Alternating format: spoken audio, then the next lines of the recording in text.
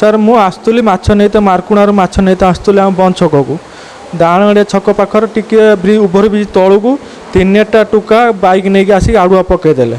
ପକାଇ ଦେଇକି କହିଲେ ଓହ୍ଲା ଓହ୍ଲା ଓହ୍ଲା ଗାଡ଼ିରୁ ଓହ୍ଲା। ମୁଁ ଗାଡ଼ି ଛାଡ଼ି ନାହିଁ, ଗାଡ଼ିର ଉପରେ ଅଛି। ଜଣେ ଓହ୍ଲେଇ ପଡ଼ିଲା, ପଛରେ ଯେ ଟୋକାଟା ବସିଥିଲା ଓହ୍ଲେଇ ପଡ଼ିଲା, ଗୋଟେ ବାଡ଼ି ରଖିଛି ଆଇଁଲା ପିଟିଲା, ହାତ ଦୁଇଟାକୁ ଖାଲି ପିଟିଲା ପିଟିଲା ପିଟିଲା ପିଟିଲା। ତାପରେ ପଛଆଡ଼େ ଯାଇକି ମୋ ହେଲମେଟ୍ଟା ଥିଲା, ହେଲମେଟ୍ ପୁରକୁ 2 ପାର ଦେଇଛନ୍ତି। ତାପରେ ନାକଟାକୁ ବାଡ଼େଇଲେ। ବାଡ଼େଇ ସାରିଲା ପରେ ସାଇଲେନ୍ସ ପାଇପ୍କୁ ନେଇଗଲେ, ଗୁଡ଼ଟାକୁ ନଗେଇଦେଲେ ସାଇଲେନ୍ସ ପାଇପ୍ରୁ।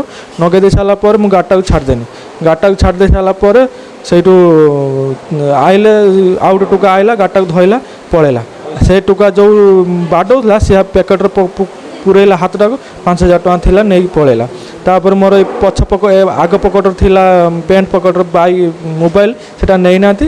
କିନ୍ତୁ ମୋ 5,000 ଟଙ୍କା ଯାଇଛି, ଆଉ ବାଇକ୍ ଗୋଟେ ଯାଇଛି।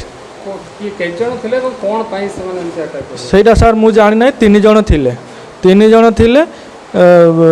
ଗୋଟେ ଲୋକ ଗାମଛା ଗୁଡ଼େଇଛି ମୁଣ୍ଡରେ, ଆଉ ଗୋଟେ ଲୋକ ଦାଢ଼ିଆ ହେଇକି ଲୋକଟା, ଆଉ ଗୋଟେ ଲୋକକୁ ମୁଁ ଜାଣିନି। ସେ ଚଲାଉଥିଲା, ବାଇକ୍ ଚଲାଉଥିଲା, ଯେ ପଛପଟରୁ ଛିଡ଼ା ହେଇଥିଲା।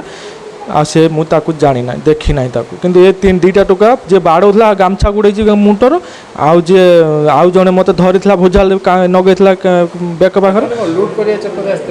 ସେଇଆ ସାର୍ ହେଇଥିବ, ମୁଁ କେମିତି କହିମି ସାର୍। କ'ଣ ଲୁଟି ଦେଇଛନ୍ତି, ଏଥିରେ ଥାନାରେ ଅଭିଯୋଗ କଲେଣି? ଅଭିଯୋଗ ସାର୍ କରାହେଇଛି ଟାଉନ୍ ଥାନା, ଭଦ୍ରକ ଟାଉନ୍ ଥାନାରେ।